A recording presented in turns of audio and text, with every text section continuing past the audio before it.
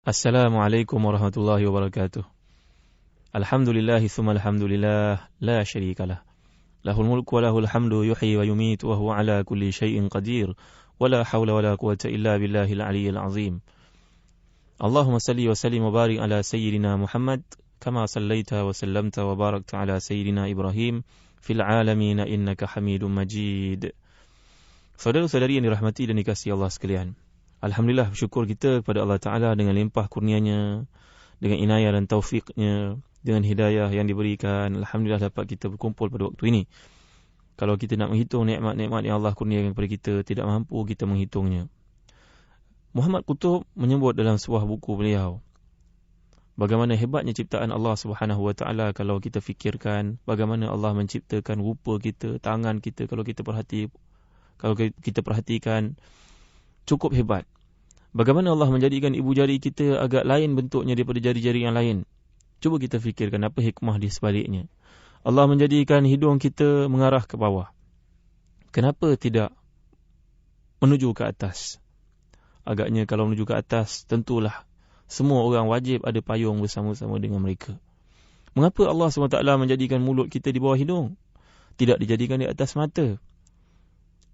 Tentulah di situ letaknya hebat ciptaan Allah SWT yang bila kita fikirkan sedalam-dalamnya, banyak hikmah di sebaliknya. Itu semua merupakan nikmat-nikmat yang perlu kita fikirkan.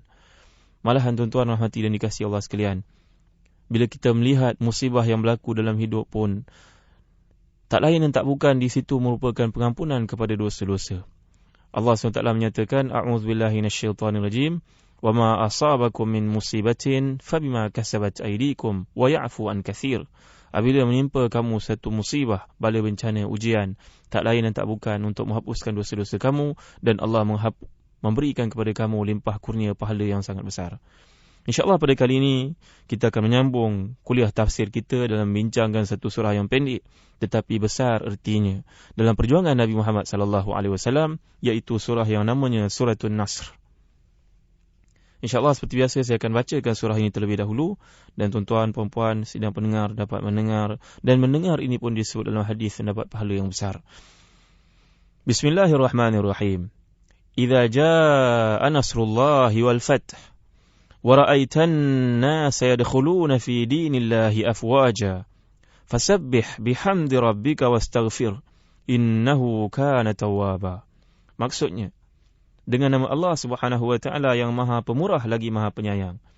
Apabila telah datang pertolongan Allah dan kemenangan, dan kamu lihat manusia masuk ke dalam agama Allah Subhanahu Wa Ta'ala beramai-ramai, maka bertasbihlah kamu dengan memuji Allah Subhanahu Wa Ta'ala dan mohonlah ampun kepadanya. Sesungguhnya Dia adalah Maha Penerima Taubat. Surah yang pendek, terdiri daripada 3 ayat, merupakan satu surah yang diturunkan oleh Allah Subhanahu Wa Ta'ala selepas Nabi berhijrah ke Madinah. Walaupun menurut pendapat ulama yang rajihnya surah ini diturunkan oleh Allah Subhanahu Wa Ta'ala berdekatan dengan Mekah. Kalau kita menyorot kepada sejarah, surah ini diturunkan oleh Allah Subhanahu Wa Ta'ala pada zaman Nabi, pada waktu Nabi melakukan Hajjatul Wada'. Hajjatul Wada' ialah satu ibadah haji yang Nabi kerjakan. Itulah yang pertama dan terakhir dalam hayat baginda sallallahu alaihi wasallam. Ceritanya begini. Bila Nabi sallallahu alaihi wasallam sedang melakukan ibadah mabit, bermalam di Muzdalifah, dan kemudian Nabi menuju ke Mina untuk bermalam pada hari-hari tasyriq, hari-hari 11, 12 dan 13. InsyaAllah selepas musim Ramadan ini akan menyaksikan pemergian tuan-tuan ke Tanah Suci untuk melaksanakan ibadah haji. Bila tuan-tuan berada di Muzdalifah, berada di Mina, cubalah tuan-tuan renung dan ingat kembali sejarah perjuangan Nabi Muhammad SAW yang mulia ini. Beradanya Nabi di Mina ini pada hari-hari tasyriq bermalam, yang mana kalau kita lihat dalam ayat Allah Subhanahu Wa Ta'ala suratul Baqarah, A'udzubillahi minasyaitanirrajim. فَإِذَا أَفَدْتُم مِّنْ عَرَفَاتٍ فَاذْكُرُوا اللَّهَ عِندَ الْمَشْعَرِ الْحَرَامِ وَاذْكُرُوهُ كَمَا هَدَاكُمْ وَإِن كُنتُم مِّن قَبْلِهِ لَمِنَ الضَّالِّينَ. Apabila kamu keluar daripada Arafah menuju ke Masy'aril Haram, Muzdalifah, dan kemudian menuju ke Mina, maka ingatlah nikmat-nikmat Allah yang banyak kepada kamu. Sedangkan sebelum daripada itu kamu berada dalam kesesatan yang nyata.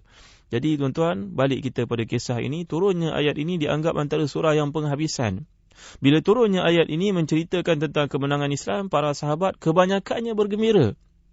Melainkan beberapa orang sahabat yang memahami di sebalik apa yang tersurat, ada yang tersilat, yang gagal difahami oleh kebanyakan orang. Maka pada satu ketika Sayyidina Umar telah mengumpulkan para sahabat selepas turunnya surah ini, dan dihimpun bersama dengan mereka Abdullah bin Abbas. Abdullah bin Abbas ni tuan-tuan seorang sahabat yang muda tetapi ilmunya tinggi.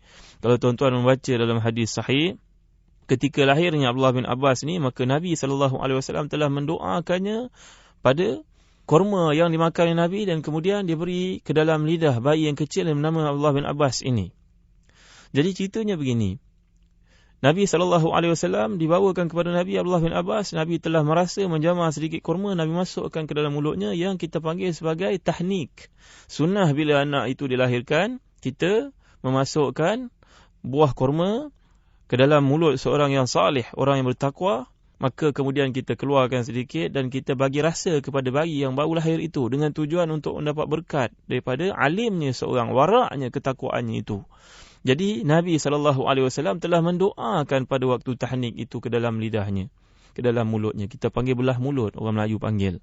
Jadi Nabi SAW telah mengatakan, Allahumma faqihhu fid din wa 'allimhu ta'wil. Ya Allah, ya Allah Subhanahu Wa Taala, berikan kepadanya, jadikan dia seorang yang faqih dalam Islam, dan jadi kurniakan kepadanya kemampuan untuk mentafsir Al-Quran. Ta'wil ini maksudkan di situ ialah tafsir Al-Quran. Mungkin juga ta'wil mimpi, kata setengah ulama. Maka Abdullah bin Abbas bila berkumpul dengan para sahabat, dinafikan keperluan mereka kepada Abdullah bin Abbas. Mereka bertanya, wahai Umar, kenapa kamu bawa masuk budak yang sebaya dengan anak-anak kami ini? Kalau kamu bawa masuk dia, kami pun nak bawa masuk anak-anak kami. Begitu gayanya. Maka Sayyidina Umar mengatakan, kamu akan lihat apa yang ada padanya, yang begitu hebat, yang Allah SWT kurniakan kepada dia, yang tak ada pada kebanyakan orang. Kemudian Sayyidina Umar bertanya kepada mereka semua, apa pandangan kamu terhadap surah An-Nasr? Idza jaa nasrullahi wal fath. Maka kebanyakan mereka mengatakan bahawa tanda kemenangan Islam. Surah ini turun menunjukkan Islam akan dianuti oleh berbagai orang, Islam menjadi kuat, Islam menjadi pegangan semua orang. Jadi ini pandangan mereka. InsyaAllah kita akan sambung sebentar lagi bagaimana jawapan Sayyidina Umar kepada apa yang mereka katakan. Apabila permulaan malam bulan Ramadan, maka Allah berfirman, barang siapa cinta kepadaku, maka aku pun cinta kepadanya. Barang siapa mencari aku, maka aku pun mencarinya. Dan barang siapa minta ampun kepadaku, maka aku pun mengampuninya. Disebabkan mulianya bulan Ramadan, maka Allah memerintahkan kepada malaikat kiraman katibin agar di bulan Ramadan mereka hanya mencatat perbuatan buruk mereka, dan Allah menghapuskan dosa-dosa mereka yang telah lalu. Riwayat Bukhari dan Muslim. Saudara-saudara yang dirahmati dan dikasihi Allah sekalian, kemudian Sayyidina Umar pun bertanya kepada mereka, dan jawapan mereka seperti yang telah kita sebutkan tadi. Mereka berbangga dan bergembira dan tersenyum kesemuanya bahawa ayat ini menunjukkan bahawa Islam akan menang. Tiba-tiba Sayyidina Umar pun berpaling kepada Abdullah bin Abbas. Wahai Abdullah bin Abbas, apa pandangan kamu? Abdullah bin Abbas mengatakan, aku melihat surah ini menandakan ajal An-Nabi SAW. Aku melihat surah ini menandakan sudah sampai ajal Nabi SAW. Maknanya kalau kita sebut dalam bahasa Inggeris, tuan-tuan, mission completed. Ya, maknanya bila tugas Nabi SAW membawa dakwah, bila semua dah terima, tugas Nabi dah habis. Bila dah habis, logiknya Nabi akan kembali ke pangkuan Tuhannya, akan kembali kepada Allah SWT. Maka barulah sahabat-sahabat yang berada dalam majlis itu terpegun, merasa takjub dengan idea yang dikemukakan, dan sekaligus merasa sayu bahawa Nabi SAW akan meninggalkan mereka. Saudara-saudari yang dirahmati dan dikasihi Allah sekalian, satu kisah daripada hadis sahih riwayat Bukhari dan Muslim. Bila turunnya ayat ini, maka Nabi SAW mengatakan bahawa antara tanda tibanya hari kiamat, tanda wafatnya aku, menangnya Islam, dan Islam jadi kuat, dan kemudian kiamat akan berlaku bila semua tugasan untuk menyampaikan Islam ini sudah sempurna, ialah kemasukan orang-orang Yaman ke dalam Islam.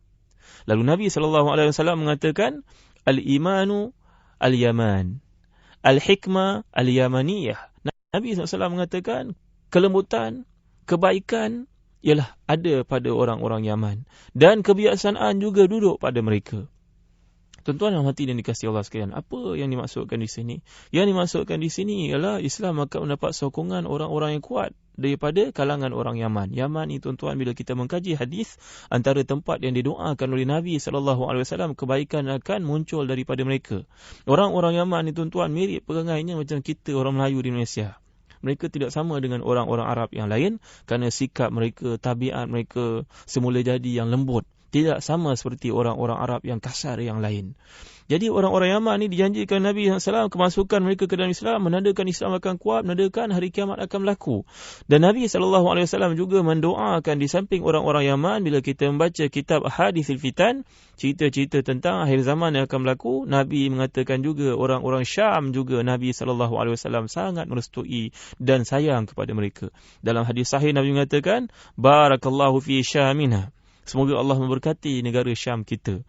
Dan untuk pengetahuan tuan-tuan, kebanyakan penduduk Madinah berasal daripada Syam. Syam ini tabiat mereka juga lembut seperti orang-orang Yaman. Baik, kita kembali kepada kisah ini.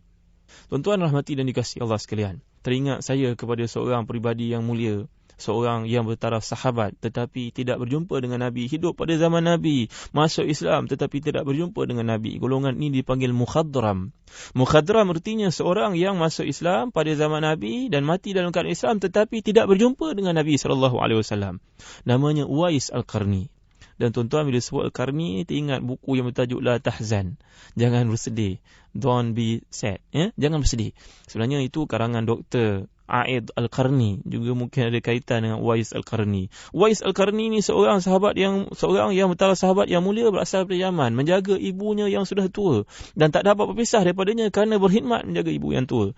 Maka satu hari dia minta izin daripada ibunya untuk berjumpa dengan Nabi, lantaran mereka sudah Islam. Ibunya mengizinkan, dia pergi sampai ke Madinah. Nabi tidak ada di rumah, balik semula tuan-tuan. Balik semula, diberitahu oleh Aisyah, isteri Nabi, Nabi tidak ada, di balik semula. Kemudian datang kali kedua, Nabi tidak ada juga. 3 kali dia datang, dalam athar diceritakan Nabi tidak ada dan tak dapat berjumpa dengan Nabi. Walaupun Nabi telah mengatakan kepada para sahabatnya, nanti bila aku meninggal dunia akan datang orang-orang Yaman. Bila datang orang-orang Yaman ni, kamu cek ada seorang yang mulia yang kalau dia berdoa Allah makbulkan. Apa tandanya wahai Nabi? Sayyidina Umar bertanya. Sayyidina Umar prihatin tuan-tuan. Tandanya pada tangan dia ada nur, cahaya. Lalu bila Nabi wafat, Sayyidina Umar menjadi khalifah. Sayyidina Umar meninjau-ninjau, mencari-cari kalau orang Yaman datang ke Madinah. Tiba-tiba pada satu hari, Sayyidina Umar melihat, diberitahu seorang Yaman sedang bekerja di sebuah tempat. Dia melihat dan ternyata pada tangannya ada tanda putih, ada tanda nur. Walaupun dia bekerja sebagai khadam, menjaga unta, menjaga lembu, menjaga kambing milik orang-orang di Madinah, tetapi Sayyidina Umar mengenal pasti dialah Uwais yang dikatakan Nabi SAW. Zaman tersebut tidak ada radio, tidak ada TV, apatah lagi. Kalau ada, boleh juga tengok jejak kasih. Tuan-tuan rahmati dan dikasihi Allah sekalian. Tetapi dalam kisah ini mereka tidak berkemampuan. Sayyidina Umar jumpa, peluk dia. Wahai Uwais, kamu kat Uwais? Ya, akulah Uwais. Doakanlah aku masuk syurga. Allah prihatin Sayyidina Umar. Walaupun Sayyidina Umar ni diberitahu, dijanjikan oleh Nabi masuk syurga. Bahkan dikatakan kalau ada Nabi, Umar lah orangnya. Tapi Sayyidina Umar ni tuan-tuan, imannya cukup hebat. Allahu Akbar. Berjumpa mengatakan, Uwais, kamu, Nabi kata kalau doa dimakbulkan Allah, doakanlah aku supaya masuk syurga. Uwais ni orang Yaman tuan-tuan. Orang Yaman menjaga ibunya sehingga ibu dia meninggal dunia, barulah meninggalkan Yaman, meninggalkan rumah untuk bekerja mencari keperluan. Allah SWT menyenaraikan dia sebagai orang yang mustajab doa. Berdoa Allah terima. Allahu Akbar. Mudah-mudahan menjadi pengajaran kepada kita. Dan yang terakhir daripada pengajaran yang boleh kita petik di sini, menurut sebuah hadis riwayat Imam Ahmad dalam musnadnya, dikatakan bahawa Nabi SAW bila turunnya surah ini, Nabi sering membaca dalam perjalanan pergerakan Nabi, Allahumma ghfirli wa tub alayya innaka antat tawwabur rahim. Nabi sentiasa menyebut Allahumma ghfirli wa tub alayya innaka antat tawwabur rahim. Ini riwayat daripada Aisyah dalam musnad Imam Ahmad. Dikatakan bahawa, dan tarafnya jayid, hadis ini bertaraf jayid, hasan, yang baik. Katanya bahawa Nabi SAW sentiasa bergerak ke sana mengatakan Allahumma ghfirli wa tub alayya innaka antat tawwabur rahim. Setengah riwayat mengatakan subhanallah wa bihamdihi Allahumma ghfirli wa tub alayya. Nabi SAW sentiasa bertasbih, ke sana kemari Nabi pergi. Sehingga Sayyidatina Aisyah, isterinya, bertanya kepada Nabi, wahai Nabi, banyaknya Nabi bertasbih ya. Kalau kita pada hari ini, kita leka dengan benda-benda lain. Tetapi Nabi SAW ni tidak kering bibir Nabi daripada mengucapkan kalimat tasbih, tahmid dan takbir. Tuan-tuan rahmati dan dikasihi Allah sekalian, Nabi mengatakan sesungguhnya kita dah berada di penghujung umur ni, kena ingat Allah Subhanahu Wa Taala. Saya dan tuan-tuan perlu muhasabah diri. Usia kita makin hari, umur kita makin hari makin berkurang, tuan-tuan. Ada orang kata umur bertambah. Salah tu. Kerana umur kita kalau ditakdirkan macam umur Nabi 63 tahun, macam saya 30 tahun, tinggal lagi 33 tahun sahaja nak berjumpa dengan Allah Subhanahu Wa Taala. Kalau tuan-tuan, tentulah berlainan.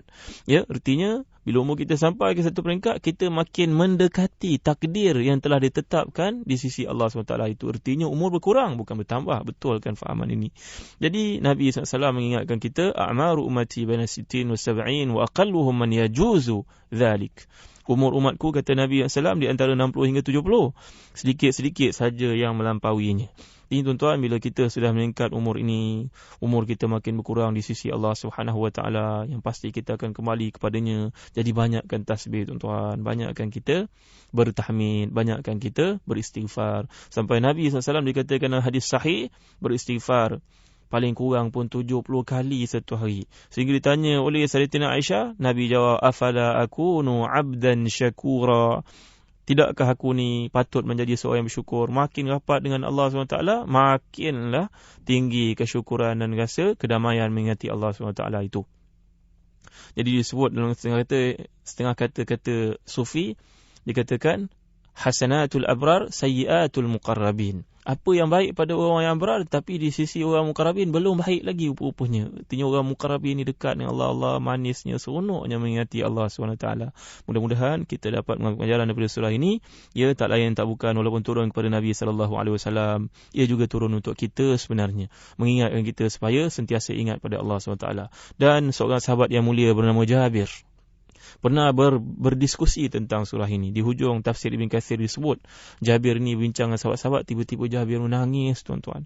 Jabir menangis. Ditanya oleh sahabat-sahabat, Jabir, kenapa kamu nangis? Dia kata, sami'tu Rasulullah sallallahu alaihi wasallam yaqul, dakhalan nasu fil islami afwajan wa sayakhrujuna minhu afwajan. Maksudnya Jabir mengatakan, hari ini kamu lihat orang masuk Islam berbondong-bondong, beramai-ramai. Nanti di hujung zaman kamu akan lihat orang keluar daripada Islam beramai-ramai.